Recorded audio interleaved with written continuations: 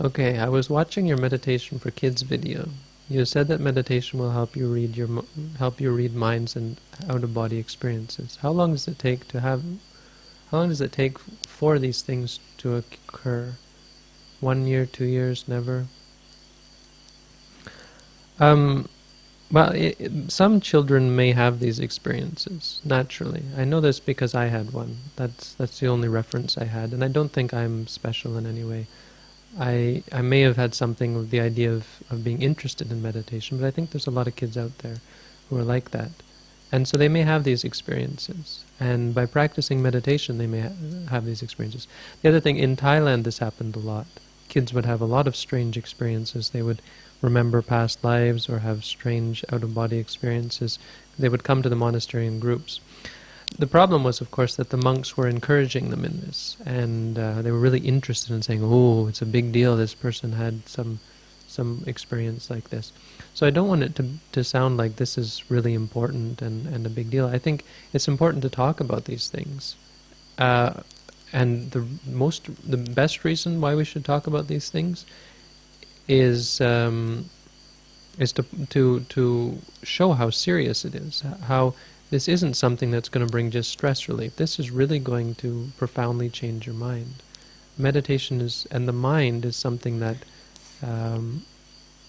it's something that is real, that is universal, and so it's not we have a human mind and there are monkey brains and so on, and animal brains, animal minds and so on. The mind is something that is incredibly profound. It can go in so many different directions. So it kind of puts the meditation in perspective, because actually what we're trying for is beyond these things. Some people will gain these powers on their way to become enlightened. It's like a neat experience they have along the way. Of course, some people get caught up in them and practice just for this. I have an interesting anecdote. When I was teaching in the Federal Detention Center in Los Angeles, you can guess what the guys wanted. I was teaching the men, and one of the guys came up to me and said, "So I heard in meditation you can leave your body and fly and because these guys are locked up, right, with a bunch of guys, and well, a bunch of mostly drug dealers, I think." And this one guy, he wanted out. He wanted to get out of there. So I actually started teaching him. I taught him a specific meditation for it. Why I did it is because I knew this guy was never going to really be interested in letting go, but that I could show him how the mind works, and I could help him, because in order to attain these states, you need a certain clarity of mind. So I wanted to at least show him how the mind works, and give him a kind of a feeling of how far the mind can go. That there is some limited appeal there. So I gave him this meditation to practice. He didn't ever learn to fly through the air, and he was kind of disappointed, I think. Someone criticized in that way. They said, telling people about these things, they're just going to get disappointed when these things don't come. And yeah, most people will be disappointed, because to answer your question, for most people these things will never occur. I haven't had such an experience since. Mind you, we don't practice that type of meditation and don't teach it, so I don't expect that any of my students would have these experiences either. But even people trying for them, from the sounds of it, most people don't get it. If you want that kind of experience, you'd really have to go off into the forest and develop high states of tranquility. Incredible power of mind. I can tell you how I did it. Did I tell this already? I told this already in the astral body one. You can watch my video on astral projection. I'll explain how I had an astral projection when I was young. Really interesting experience. But another reason for talking about these things is to break the taboo and break through this the mystery of these things, and how it seems. On the one hand, people are totally skeptical and criticize. How can you talk about such fantastical, impossible experiences like that? Which, of course, they're totally reasonable, rational, and scientific if you look at them in the right way. But people have near-death experiences, because the mind is so focused. Near death, they leave their bodies and they're able to look down and see their body being operated on. There are documented cases of this, which of course materialists don't accept. But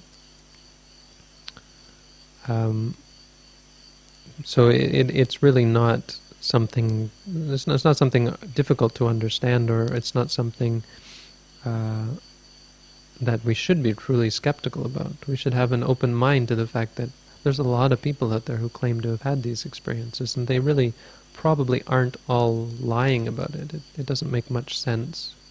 Who could be possible? There's a story, there's a documented case of this.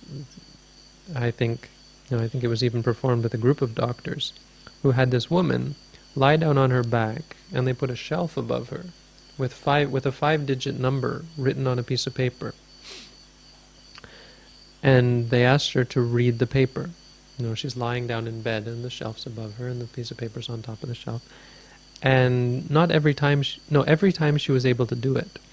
They then put the paper, they wrote something on the paper in another room, and she wasn't able to do it. So they had some interesting results, that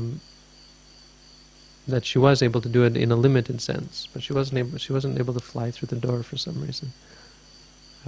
As an example.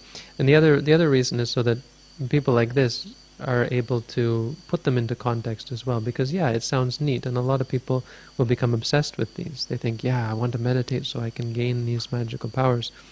But we have to talk about them, and we have to put them in their place. Say, yes, it's possible to gain these things, but to what end? Or to point out that it's really only just a neat experience that shows something important, which is the power of the mind. But, so there's power. Nuclear bombs have power. Doesn't really mean anything. Magical powers are the same, I think. But to answer your question directly, how long will it take you to gain these things? It depends really on your life. Living as you do, as I understand you live in the world and have a job and so on. Not terribly likely to occur in your lifetime. In this life. In the life that you lead now.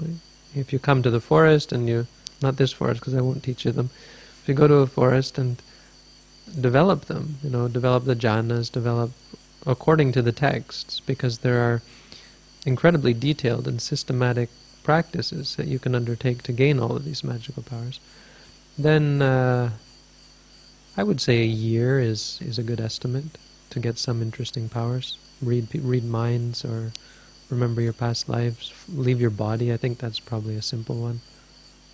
Looking back, it wasn't that difficult. It took me a few months, I think, and I wasn't even trying, it just happened. Anyway, so, answer.